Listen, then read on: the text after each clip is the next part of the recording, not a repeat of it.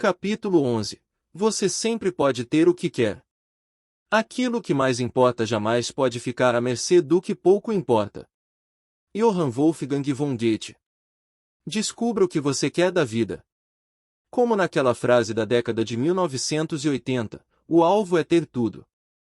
Tudo o que você quer deve ser seu, o tipo de trabalho que quer, o relacionamento de que precisa, o estímulo social, mental e estético que o fará se sentir feliz e realizado, o dinheiro necessário para o estilo de vida apropriado a você, e qualquer exigência que você possa ter, ou não, para se realizar ou servir aos outros. Se você não tiver tudo isso como alvo, você nunca terá. Ter tudo isso como objetivo, porém, exige que você saiba o que quer. A maioria de nós não descobre o que quer e, como resultado, a maioria de nós acaba com a vida desequilibrada.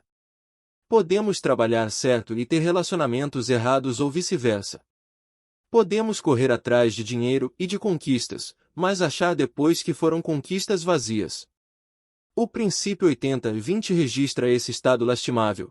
20% do que fazemos leva a 80% dos resultados, mas 80% do que fazemos leva apenas 20%. Nós estamos desperdiçando 80% de nossos esforços em resultados de baixo valor. 20% de nosso tempo conduz a 80% do que valorizamos, e 80% do nosso tempo desaparece em atividades que resultam em pouco valor para nós. 20% do nosso tempo resulta em 80% da nossa felicidade, mas 80% do nosso tempo contabiliza muito pouca felicidade.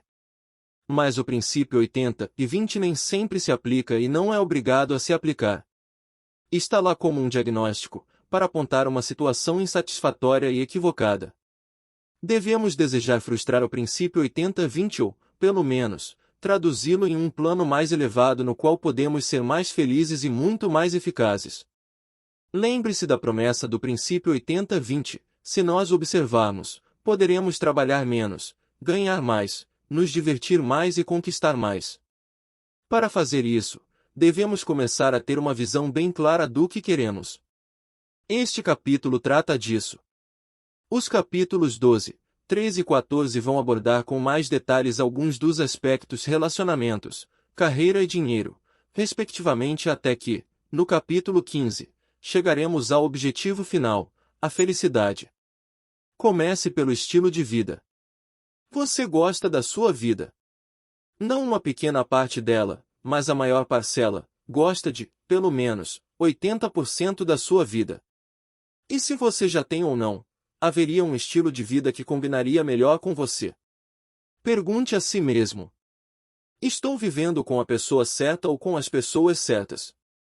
Estou vivendo no lugar certo? Estou trabalhando a quantidade certa de horas, de acordo com meu ritmo de trabalho e descanso e isso se ajusta à minha família e às necessidades sociais? Eu me sinto no controle. Posso me exercitar ou meditar quando quero? Estou quase sempre relaxado e confortável com o que me cerca.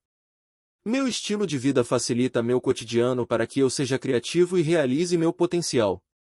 Tenho dinheiro suficiente, e meus negócios estão organizados para que não precise me preocupar com isso. Meu estilo facilita a contribuição que quero dar para enriquecer a vida das pessoas que quero ajudar. Vejo suficientemente meus amigos mais próximos. A quantidade de viagens está correta na minha vida, nem demais, nem muito pouco. É o estilo de vida correto também para meu parceiro e minha família. O que necessito está exatamente aqui, tenho tudo isso. O que falar sobre trabalho? O trabalho é um aspecto-chave da vida que não deve ser exagerado nem subestimado. Quase todo mundo precisa trabalhar, seja para pagar as contas, ou não. Por outro lado, ninguém deveria deixar o trabalho assumir o controle da vida, embora muitas pessoas aleguem que se divertem trabalhando. A quantidade de horas dedicada ao trabalho não deveria ser definida por convenção social. Aqui, o princípio 80-20 pode oferecer uma boa medida e uma boa forma de verificar se você precisa trabalhar mais ou menos. É a ideia da arbitragem. Se, em média, você está mais feliz fora do trabalho, deve trabalhar menos e ou mudar de emprego. Se, ao contrário, você, em média, é mais feliz no trabalho do que fora dele, deve trabalhar mais e ou mudar a sua vida fora do trabalho. Você não está correto até que consiga ser igualmente feliz dentro e fora do trabalho, isto é, até que seja feliz pelo menos 80% do tempo no trabalho e 80% do tempo fora do trabalho. Alienação da carreira. Muitas pessoas não gostam muito do próprio trabalho. Não se encontram no que fazem, mas acreditam que têm que fazer aquilo que garante a sua sobrevivência. Pode ser também que você conheça pessoas que, embora seja incorreto dizer que desgostam de seu trabalho, têm uma visão ambivalente dele, às vezes ou de algumas partes, elas gostam, e em outras ocasiões ou de outras partes, elas definitivamente detestam. Talvez a maioria das pessoas que você conhece preferisse estar trabalhando em outra atividade, caso ganhassem o mesmo salário do emprego atual. A carreira não é uma caixa separada. A carreira que você ou seu parceiro seguem deve ser vista em termos da qualidade de vida integral que lhes possibilita, onde vocês moram, o tempo que passam juntos e com os amigos e a satisfação que têm ao trabalhar, assim como, se o salário, depois de descontados os impostos e encargos, sustenta o estilo de vida que levam. Provavelmente, você tem mais escolhas do que imagina. Sua atual carreira pode estar certa e você a usa como referência. Mas pense criativamente se você não preferiria uma carreira e um estilo de vida diferentes. Construa diversas opções para seu estilo de vida atual e futuro. Parta da premissa de que não precisa haver nenhum conflito entre sua vida profissional e aquilo que gosta de fazer fora do trabalho. Trabalho tem muitas alternativas, especialmente agora que o setor de lazer e entretenimento abrange uma grande fatia da economia. Talvez seja possível trabalhar em uma área que seja seu hobby ou transformar seu hobby em trabalho. Lembre-se de que o entusiasmo pode levar ao sucesso. Com frequência, é mais fácil transformar o entusiasmo em uma carreira do que se entusiasmar com uma carreira imposta pelos outros. Não importa o que você faça, seja claro em relação ao ponto ótimo a que pretende chegar e olhe para isso a partir da perspectiva do contexto geral da sua vida. É mais fácil falar do que fazer, os velhos hábitos são duros de eliminar e a importância do estilo de vida é facilmente relegada pelas demandas tradicionais em relação à carreira. Por exemplo, quando dois colegas e eu criamos nosso negócio em consultoria de administração em 1983, estávamos conscientes dos efeitos negativos em nossas vidas das longas horas de trabalho e das muitas viagens antes exigidas por nossos chefes.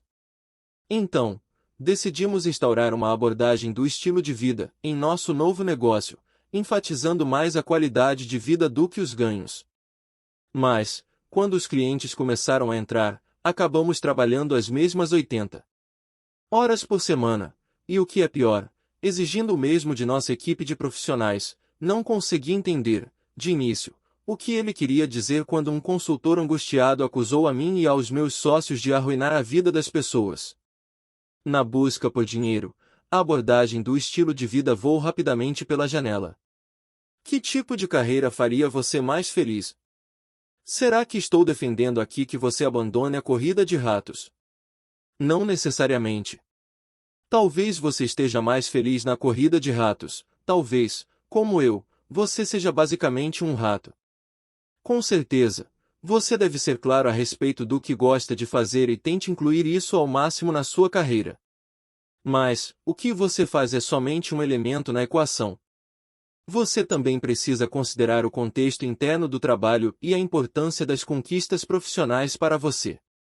Esses pontos podem ser também muito importantes para determinar sua felicidade no trabalho.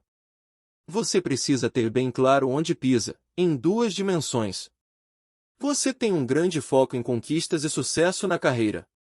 Você seria mais feliz trabalhando para uma organização como autônomo, atuando sozinho, ou empregando outras pessoas? A figura 40 mostra essa escolha. Que quadrado descreve você melhor? Figura 40 Carreira e estilo de vida desejados. No box 1, estão as pessoas altamente ambiciosas, mas preferem trabalhar em um contexto organizado e oferecido pelos outros. O profissional arquetípico das organizações se encaixa aqui. O número desses empregos está diminuindo, porque cada vez mais as Empresas contratam menos pessoas e também porque as grandes empresas estão perdendo participação de mercado para as pequenas. A primeira tendência vai continuar, a segunda, talvez não. Mas se a oferta desses empregos está caindo, então, a demanda por eles também está. Se você quer um trabalho desse tipo, deve reconhecer o fato e correr atrás da sua ambição, por mais fora de moda que isso possa vir a se tornar. As grandes companhias ainda oferecem estrutura e status, mesmo que já não consigam mais oferecer segurança. No box 2, estão as pessoas que normalmente têm foco no reconhecimento pelos pares e que desejam ser as melhores em sua área. Elas querem ser independentes e não se ajustam muito bem às organizações, a menos que estas sejam, como a maioria das universidades, bastante permissivas. Essas pessoas devem garantir que se tornarão autônomas o mais depressa possível. Assim que conseguirem, devem resistir à tentação de contratar outras pessoas, mesmo que isso possa significar alto retorno financeiro. No box 2, estão as pessoas que normalmente são motivadas pelo reconhecimento de seus pares e por desejarem ser as melhores em sua área. No box 3, as pessoas têm grande foco e ambição, detestam ser empregados, mas não querem a vida solitária do profissional autônomo. Podem ser anticonvencionais, mas são realizadoras, querem construir uma rede ou uma estrutura em torno de si mesmas. Essas pessoas são os empreendedores de amanhã. Bill Gates, um dos homens mais ricos dos Estados Unidos, abandonou a faculdade, mas era obcecado pelos softwares para computadores pessoais. Mas ele não é um profissional autônomo solitário. Ele precisa ter outras pessoas, um grande número delas, trabalhando para ele. Muitas pessoas são assim. A ideologia do empoderamento corporativo obscureceu um pouco essa necessidade e deixou o desejo empreendedor meio fora de moda. Se você quer trabalhar com outras pessoas, mas não para elas, você é um profissional do box 3, que gosta do que faz, mas está atuando nos boxes 1 ou 2. É preciso reconhecer que a origem da sua frustração não é profissional mas organizacional. No box 4, as pessoas não têm um foco muito grande nas conquistas profissionais, mas realmente gostam de trabalhar com os outros. Devem se assegurar de passar muitas horas por semana trabalhando em equipe ou fazendo trabalho voluntário. No box 5, as pessoas não são ambiciosas, mas têm um enorme desejo de autonomia no trabalho. Em vez de criar a própria empresa, o melhor papel para elas é atuar como freelancer, trabalhando em projetos específicos para outras empresas, como forma de atender à própria conveniência profissional. No box 6, estão indivíduos com baixa necessidade de conquistas profissionais, mas que gostam do processo de organizar e desenvolver os outros. Essas pessoas são professores, assistentes sociais e trabalhadores em instituições beneficentes e estão bastante adequadas para a sua função. Para elas, a jornada é o mais importante. Não há necessidade de chegar. A maioria de nós gravita em torno do quadrado certo, mas sempre que há alienação no trabalho é porque a pessoa está na caixa errada. O que falar, de fato, sobre dinheiro? Muitas pessoas têm uma visão peculiar sobre dinheiro. Acham que é mais importante do que é.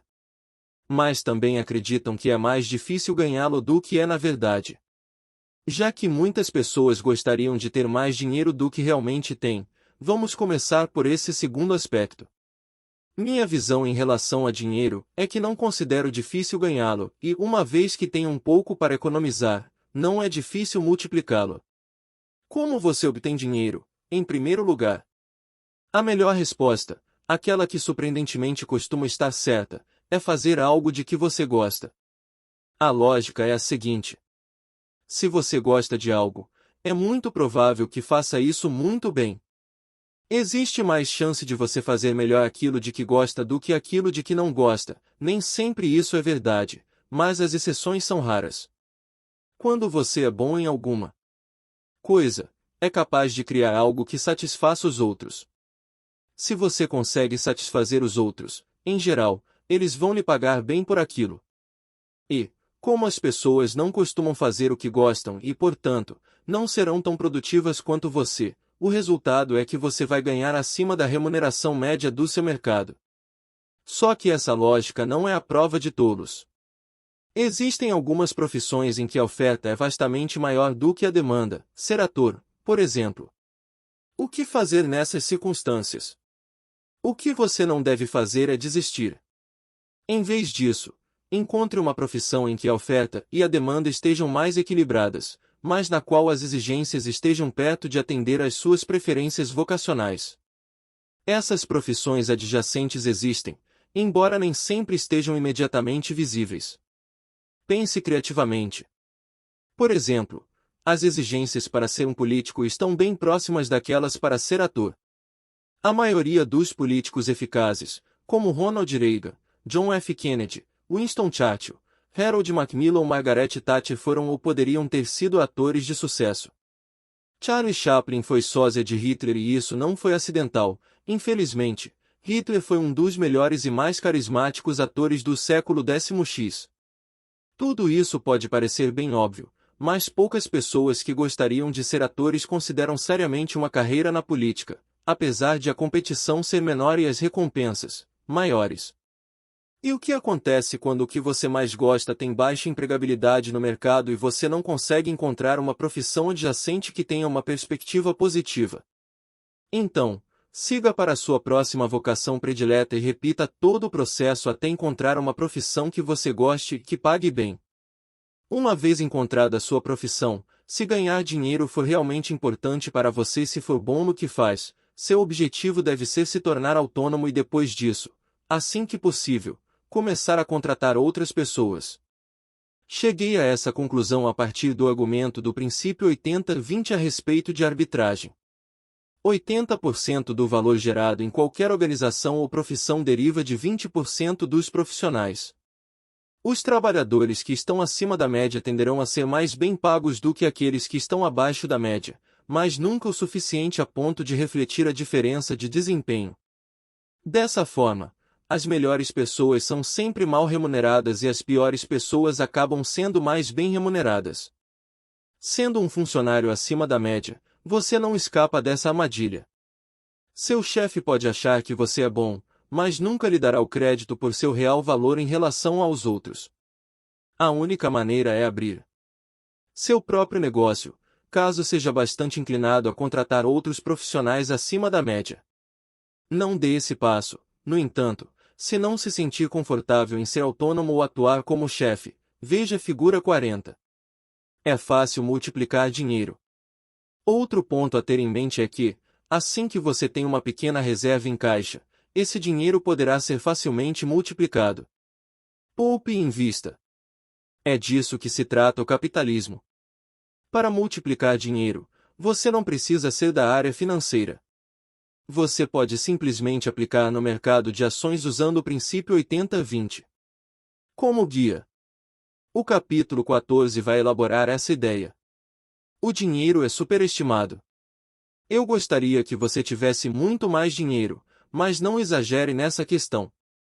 O dinheiro pode ajudá-lo a conquistar o estilo de vida que deseja, mas fique atento, todas aquelas fábulas desagradáveis sobre Midas e congêneres são fundamentadas na verdade. O dinheiro pode comprar a sua felicidade, mas apenas quando utiliza para aquilo que acima de tudo é correto para você. Caso contrário, o dinheiro pode devolver uma mordida. Lembre-se de que quanto mais dinheiro tiver, menos valor uma dose extra de riqueza vai lhe acrescentar. Falando na linguagem dos economistas, a utilidade marginal do dinheiro declina acentuadamente. Assim que estiver ajustado a um padrão mais alto de vida, isso vai lhe oferecer pouca ou nenhuma felicidade extra. Pode ser até negativo, caso o custo de manter um novo estilo de vida provoque ansiedade ou mais um monte de pressão extra para ganhar dinheiro de uma maneira que não satisfaz você. Mais riqueza sempre exige mais administração. Por exemplo, cuidar do meu dinheiro me irrita, não se ofereça para me aliviar dessa tarefa, isso me irrita menos do que fazer uma doação. As autoridades tributárias sempre tornam o dinheiro ineficaz. Quem ganha mais paga mais impostos desproporcionalmente. Ganhe mais, trabalhe mais. Trabalhe mais e terá que gastar mais, para morar perto do trabalho em uma área metropolitana cara ou, então, vai continuar indo e vindo, percorrendo longas distâncias, para comprar equipamentos que reduzem o trabalho, para contratar serviços domésticos terceirizados, e para bancar compensações de lazer, cada vez mais caras. Gaste mais e terá que trabalhar mais. Nesse ciclo, você pode acabar com um estilo de vida dispendioso que o controla, e não vice-versa. Você pode obter muito mais valor e felicidade de um estilo de vida mais simples e mais barato.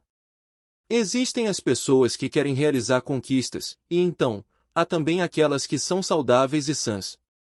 Todos os escritores motivacionais caem na armadilha de lhe dizer que você precisa de direção e propósito na vida. Em seguida, eles lhe dizem que você não tem nada disso. Depois, colocam você diante da agonia de decidir o que isso deveria ser. Para encerrar, eles finalmente lhe dizem o que acham que você deveria fazer. Portanto, se você não quer conquistar nada específico e está bem feliz seguindo com a vida com tudo que já tem, poucas conquistas, considere-se uma pessoa de sorte, e vá direto para o final deste capítulo. Mas, se como eu, você se sente culpado e inseguro sem conquistas e quer aumentá-las, o princípio 80-20 pode ajudar você nesse momento de aflição. As conquistas devem ser fáceis. Não deveriam ser 99% de transpiração e 1% de inspiração. Em vez disso, verifique se 80% das suas conquistas até agora medidas de acordo com o que você valoriza são resultado de 20% de seus esforços. Se isso for verdadeiro ou quase verdadeiro, então, pense cuidadosamente naqueles 20% valiosos. Você conseguiria simplesmente repetir aquelas conquistas, melhorá-las, reproduzi-las de maneira semelhante, mas em grande escala. Combinar duas conquistas anteriores para multiplicar a satisfação. Pense sobre suas conquistas passadas. Quais foram as que tiveram uma resposta mais positiva do mercado, aquelas que levaram aos maiores aplausos do público? Esses são os 20% de trabalho e descanso que levaram a 80% dos elogios que as outras pessoas já lhe fizeram. Quanta satisfação, de fato, essas conquistas causaram em você? Que métodos funcionaram melhor para você no passado? Quais colaboradores? Quais audiências? De novo, pense 80-20. Qualquer um desses fatores que tenha lhe rendido uma satisfação média pelo tempo e esforço investidos deve ser descartado. Pense naqueles retornos excepcionais obtidos de forma excepcionalmente fácil. Não se restrinja à sua história profissional. Pense no seu tempo como estudante, turista ou com os amigos. Olhando para frente, o que você poderia conquistar e que o deixaria orgulhoso, mas que ninguém poderia alcançar com a mesma facilidade?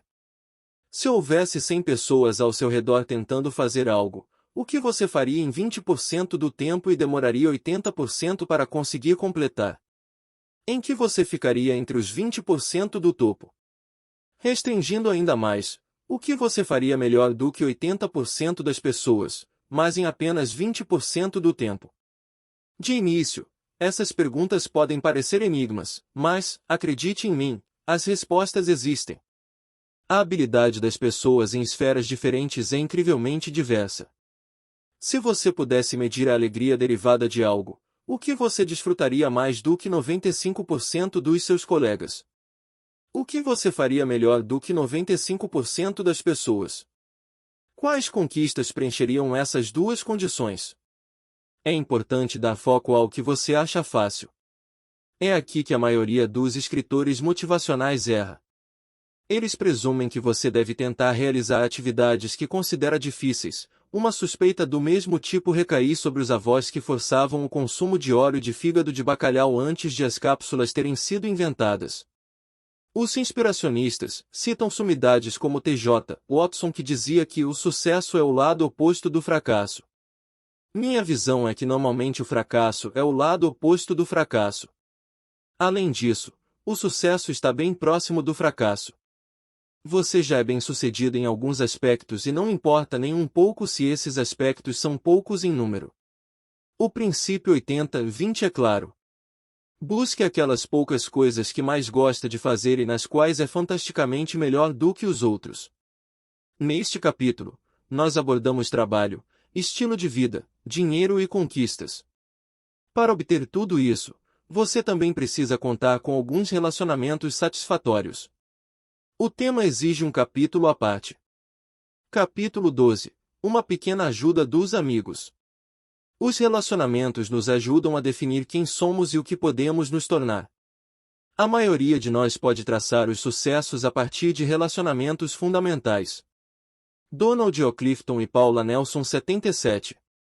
Sem relacionamentos, nós teríamos duas alternativas: ou estaríamos mortos para o mundo ou mortos de fato. Embora pareça banal, isso é verdadeiro. Nossas amizades são o coração de nossa vida.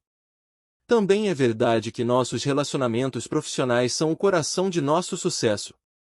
Este capítulo é sobre relacionamentos pessoais e profissionais. Vamos começar com os relacionamentos pessoais, com os amigos, parceiros, amantes e pessoas amadas. Em seguida, abordaremos os relacionamentos profissionais. O que, afinal, isso tem a ver com o princípio 80-20? A resposta é: tem a ver e muito. Existe uma relação entre quantidade e qualidade e nós frequentemente cultivamos pouco o que é mais importante. O princípio 80-20 oferece três hipóteses provocativas. 80% do valor de nossos relacionamentos resulta de 20% deles. 80% do valor de nossos relacionamentos vem daqueles 20% de amizades mais próximas que nós formamos primeiro na vida. Nós dedicamos muito menos do que 80% da nossa atenção àqueles 20% dos relacionamentos que representam 80% de valor. Faça seu gráfico com os 20 melhores relacionamentos pessoais. Agora, escreva os nomes dos 20 amigos e pessoas amadas com quem tem os relacionamentos mais importantes, classificando as pessoas em ordem decrescente. Importante, relaciona-se à profundidade e proximidade do relacionamento pessoal.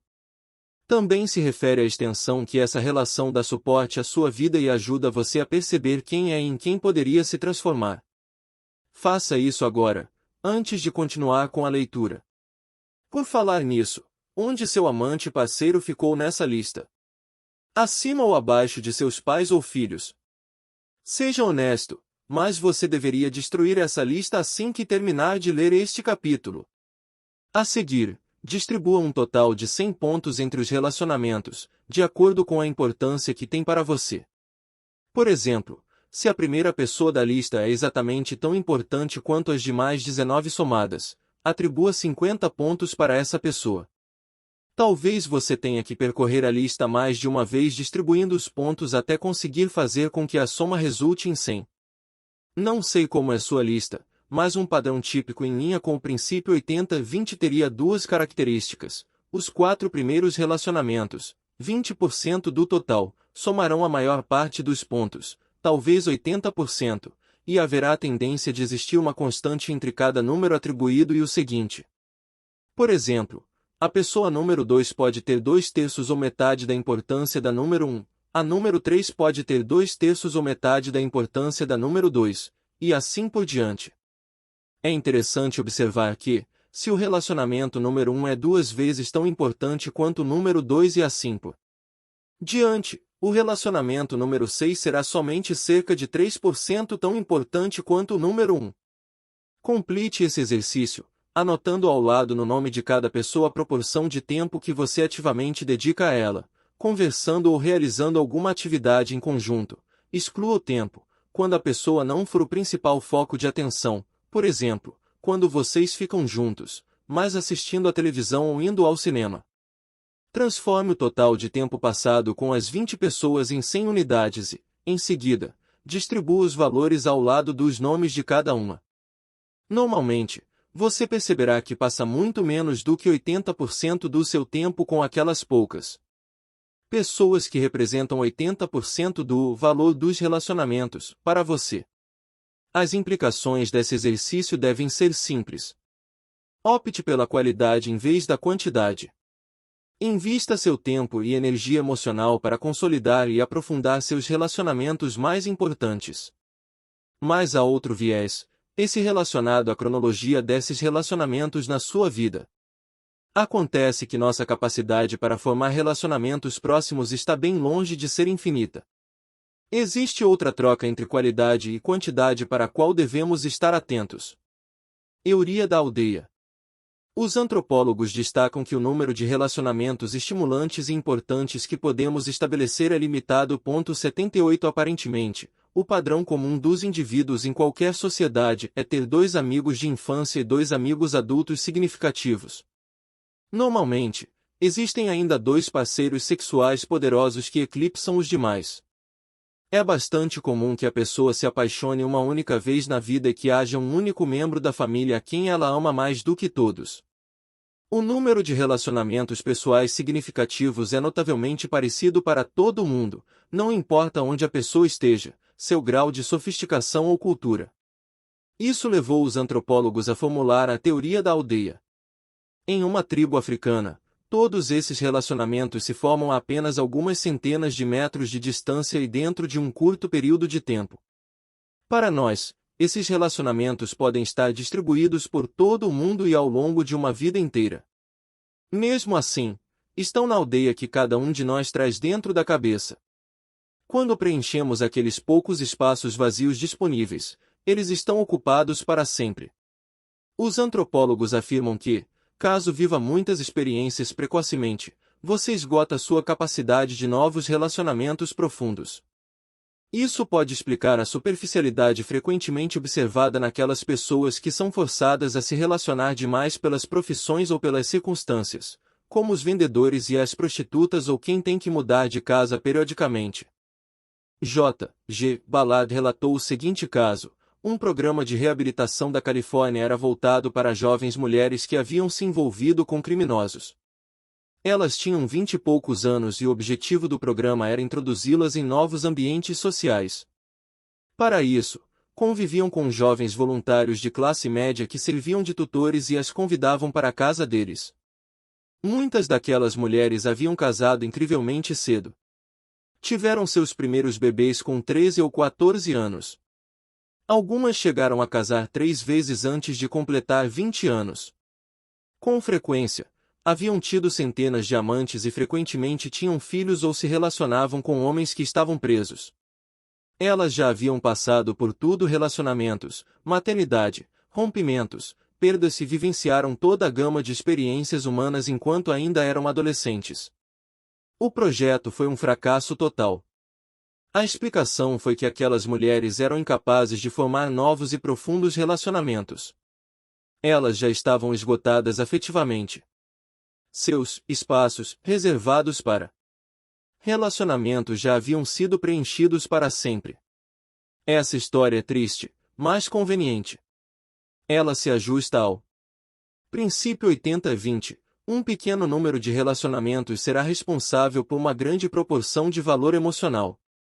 Preencha seu espaço de relacionamentos com extremo cuidado e não muito precocemente.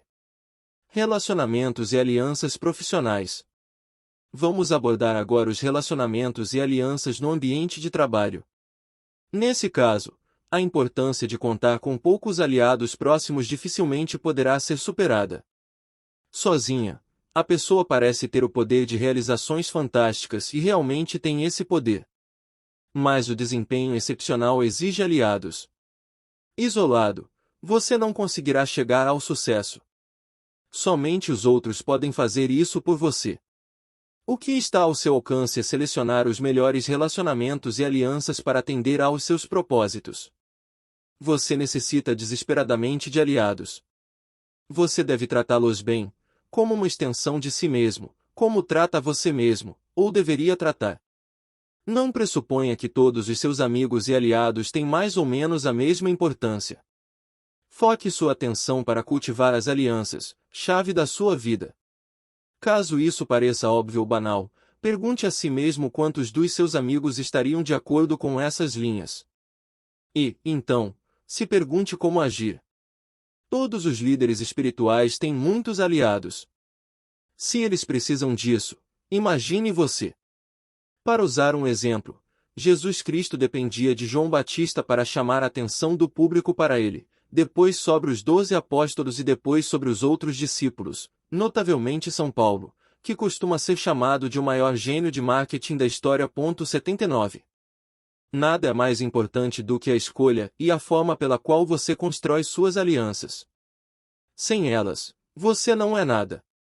Com suas alianças, você pode transformar a sua vida, com frequência a vida dos que estão ao seu redor e, ocasionalmente, mudar o curso da história de maneira ampla ou mais restrita. Poderemos apreciar melhor a importância das alianças fazendo uma breve excursão histórica. A história é conduzida por indivíduos que formam alianças eficazes. Vilfredo Pareto, o Karl Marx burguês, afirmava que a história era basicamente uma sucessão de elites. 80 O objetivo de pessoas ou famílias cheias de energia era, dessa forma, devotado a galgar posições dentro de uma elite ou fazer parte de uma que estava substituindo outra, ou, se já estivesse dentro de uma elite, permanecer lá e fazê-la manter o status. Se você se tornar um paretiano ou marxista, com sua visão de classes em mente, pode concluir que as alianças dentro das elites ou com os pretendentes a ingressar nelas são a força motriz do progresso. Com certeza, o indivíduo não é nada, a não ser como parte de uma classe, mas, da mesma forma, o indivíduo aliado a outros da mesma classe, ou possivelmente com indivíduos de outra classe, torna-se tudo. A importância dos indivíduos aliados a outros é evidente em alguns pontos de virada da história. Teria havido a Revolução Russa de 1917 sem o papel fundamental de Lenin? Provavelmente não. E, com certeza, não teria sido uma revolução que mudaria o rumo da história pelos 72 anos seguintes. A Revolução Russa de 1989, que reverteu a primeira, teria tido sucesso e seria mantida se não fosse a presença de espírito e a bravura de Boris Yeltsin. Se ele não tivesse subido em um tanque do lado de fora da Casa Branca de Moscou, os gerontocratas comunistas provavelmente teriam conseguido concretizar aquele golpe instável. Podemos brincar com o jogo do e se repetidamente para demonstrar a importância dos indivíduos na história. Não teria havido Holocausto e nem a Segunda Guerra Mundial sem Hitler. Sem Roosevelt e sem Churchill, Hitler teria provavelmente unificado a Europa mais depressa, amplamente e de modo mais vexatório do que fizeram seus sucessores. E assim por diante. Mas o ponto-chave sempre negligenciado é que nenhum desses indivíduos teria mudado o curso da história sem relacionamentos e sem alianças. Em quase todas as esferas, 81 é possível identificar um pequeno número de colaboradores sem os quais o indivíduo não seria bem-sucedido e nem teria provocado um impacto individual maciço. Nos governos, nos movimentos ideológicos de massas, nos negócios, na medicina, nas ciências, na filantropia ou nos esportes, o padrão é o mesmo. A história não é composta por forças cegas e não humanas. A história não é escrita por classes ou elites que operam de acordo com uma fórmula pré-programada econômica ou sociológica. A história é determinada e alterada por indivíduos dedicados que fazem alianças eficazes com um pequeno número de seletos colaboradores. Você precisa de uns poucos aliados, chave. Se você já alcançou algum sucesso na vida, reconhecerá, a menos que seja um egoísta cego dirigindo-se para o precipício, a importância crucial dos aliados nas suas conquistas. Mas vai identificar também a mão do princípio 80-20 no seu sucesso. Os aliados-chave são um pequeno número. É geralmente uma afirmação acertada dizer que pelo menos 80% do valor dos seus aliados é gerado por menos de 20% deles. Para qualquer pessoa que tenha realizado algo, a lista de aliados, quando se pensa nisso, é inacreditavelmente longa. Mais das centenas de envolvidos, o valor é inversamente proporcional. Em geral, meia dúzia de aliados são muito mais importantes do que todos os demais. Você não precisa de muitos aliados, mas precisa dos aliados certos e precisa ter o relacionamento certo com eles e também que eles tenham um relacionamento certo entre eles. Você necessita que estejam no momento certo, no lugar certo e com o interesse comum de avançar com os seus objetivos. Acima de tudo, os aliados devem confiar em você e você deve poder confiar neles. Faça uma lista com seus 20 principais relacionamentos de negócios, das pessoas que você considera como aliados importantes e compare com a estimativa do número de contatos que você chama pelo primeiro nome. Provavelmente, 80% do valor de suas alianças está contido em 20% de seus relacionamentos. Se não for esse o caso, é possível que as alianças, ou algumas delas, sejam de baixa qualidade. Alianças de execução.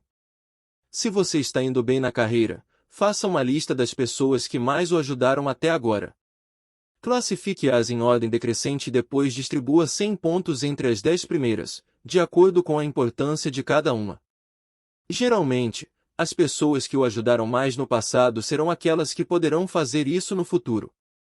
De vez em quando, no entanto, algum amigo que ficou lá embaixo na lista pode se tornar um importante aliado potencial. Talvez a pessoa tenha conquistado uma nova e influente posição, deu uma boa acertada em algum investimento ou alcançou valioso reconhecimento. Faça novamente o exercício, classificando seus aliados de 1 a 10 e distribuindo outros 100 pontos entre eles. Só que, dessa vez, tome como base a futura capacidade deles para ajudar você. As pessoas o ajudam porque existe um relacionamento forte. Em geral, essas relações mais sólidas têm 5 atributos: alegria mútua com a companhia do outro, respeito, experiência compartilhada, reciprocidade e confiança. Nos relacionamentos profissionais bem-sucedidos, esses atributos mesclam-se e se torna impossível individualizá-los, mas aqui podemos pensar neles separadamente. Alegria mútua. O primeiro dos 5 atributos é o mais óbvio. Se você não fica contente por conversar com alguém no escritório, restaurante, em uma ocasião social ou por telefone, então, não será construído um relacionamento forte. O outro tem que se alegrar também com sua companhia. Caso isso lhe pareça terrivelmente óbvio, reflita por um momento nas pessoas com quem convive socialmente, mas, em especial, naquelas com algum propósito profissional. De quantas pessoas você realmente gosta? Uma quantidade surpreendente de pessoas gasta muito tempo com quem não gosta de verdade. É uma completa e total perda de tempo. Não é agradável, é cansativo, com frequência é dispendioso, e além disso, impede que você se divirta de outra forma melhor e o pior é que essa convivência não vai levar você a lugar nenhum. Pare de fazer isso. Invista mais tempo nos contatos com quem você se diverte, particularmente aqueles que podem vir a ser úteis. Respeito. Existem pessoas com as quais me divirto imensamente, mas que não respeito muito no âmbito profissional e vice-versa. Eu nunca ajudaria alguém na carreira se não respeitasse as competências profissionais da pessoa. Portanto, se alguém vai ajudar você profissionalmente, essa pessoa tem que estar impressionada com o seu desempenho. Mesmo assim, com frequência escondemos nossa luz sob um anteparo. Paul, um bom amigo que estava em posição de alavancar consideravelmente minha carreira, uma vez observou, em uma reunião de diretoria, que ele estava pronto para acreditar que eu era competente profissionalmente, apesar de jamais ter visto a mais leve evidência disso. Decidi encontrar alguns contextos em que eu pudesse lhe mostrar algumas evidências. Agi assim e Paul subiu rapidamente na minha lista de aliados. Experiência compartilhada. Exatamente como na aldeia primitiva, nós temos um espaço limitado para experiências profissionais importantes. Compartilhar experiências, especialmente quando isso envolve situações de luta e sofrimento, cria vínculos fortes. Um de meus melhores relacionamentos, profissional e de amizade, formou-se quando eu era estagiário no meu primeiro emprego. A pessoa também era estagiário e vivíamos a mesma situação. Tenho certeza de que não desenvolveríamos uma relação tão forte se nós dois não odiássemos tão profundamente aquela refinaria de petróleo. Portanto, quando estiver em um emprego difícil, desenvolva um aliado que você goste e respeite. Faça com que isso se torne uma aliança profunda e frutífera. Caso não haja assim, estará perdendo uma grande oportunidade. Mesmo que vocês não estejam sofrendo, encontre uma pessoa com quem tenha muitas experiências compartilhadas e faça com que se torne seu aliado-chave. Reciprocidade. Para que as alianças funcionem, cada aliado deve dar uma grande contribuição para a outra parte repetida e consistentemente ao longo de um grande período de tempo. A reciprocidade exige que o relacionamento não seja unilateral. Igualmente, a reciprocidade deve ocorrer com naturalidade e não ser calculada com precisão. O importante é que você faça tudo o que pode coerente com os padrões éticos mais altos para ajudar a outra pessoa. Isso exige tempo e atenção. Você não deve esperar até que o outro lhe peça um favor. O que me surpreende ao rever os relacionamentos profissionais é perceber como é rara a verdadeira reciprocidade. Mesmo que os outros ingredientes amizade, respeito, experiência compartilhada e confiança estejam presentes, as pessoas costumam negligenciar a ajuda proativa de seus aliados. Mais uma vez, isso é um enorme desperdício. Ali está a oportunidade para aprofundar o relacionamento e ganhar crédito para receber ajuda no futuro. Os Beatles nos disseram que, no final, o amor que você recebe é igual ao amor que você dá. Da mesma maneira, a ajuda profissional que você recebe é igual àquela que você oferece. Confiança.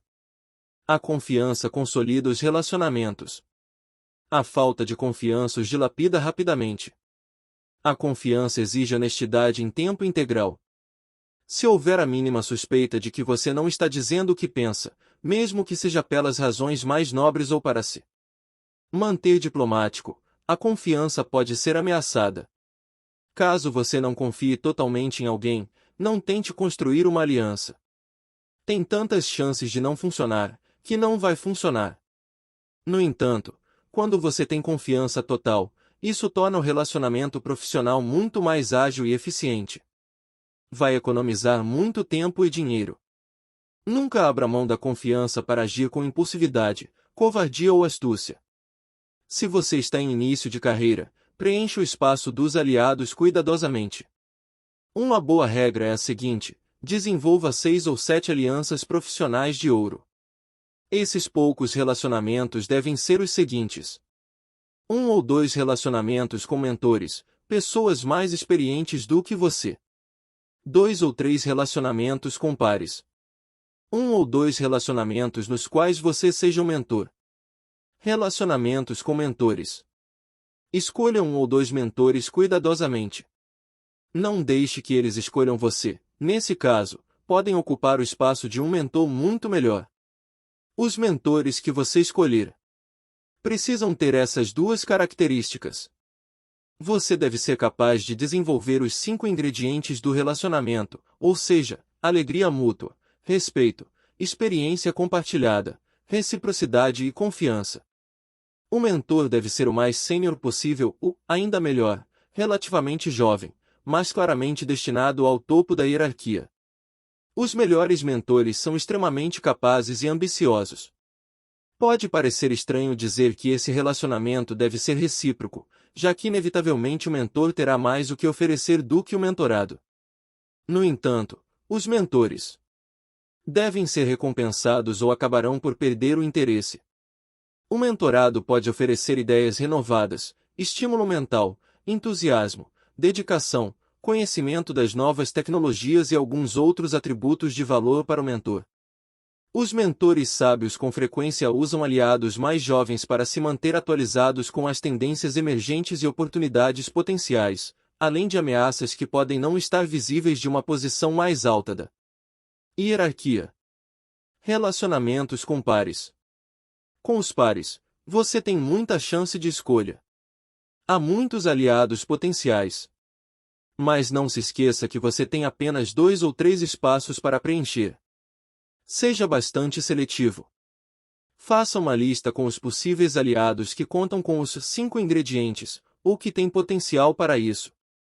Escolha na lista os 2 ou 3 que, em sua opinião, têm mais probabilidade de ser bem-sucedidos.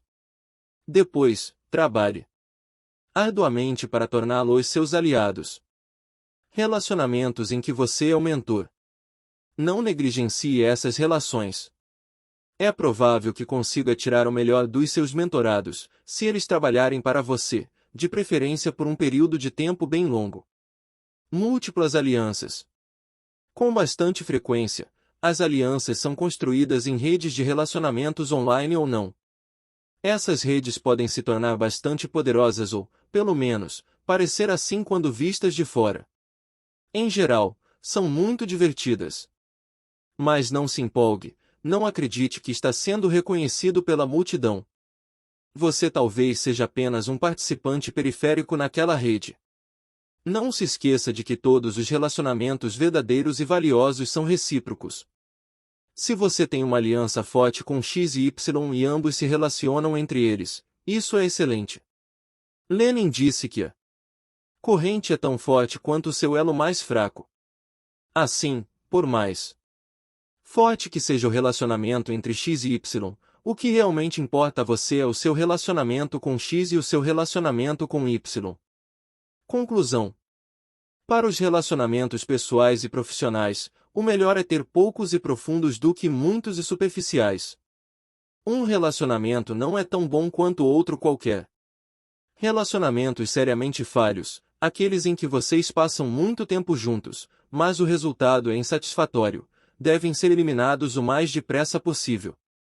Os maus relacionamentos impedem o desenvolvimento dos bons. Existe um espaço limitado para os relacionamentos, não preencha os espaços muito cedo e nem tampouco com relacionamentos de baixa qualidade. Escolha com cuidado e depois construa a relação com seriedade. A bifurcação do livro. Nós chegamos agora a uma bifurcação opcional na leitura deste livro. Os dois próximos capítulos, 13 e 14, são, respectivamente, para quem quer saber como evoluir na carreira ou como multiplicar seu dinheiro. Os leitores para quem esses não são objetivos relevantes podem avançar para o capítulo 15, no qual são descritos os 7 hábitos da felicidade.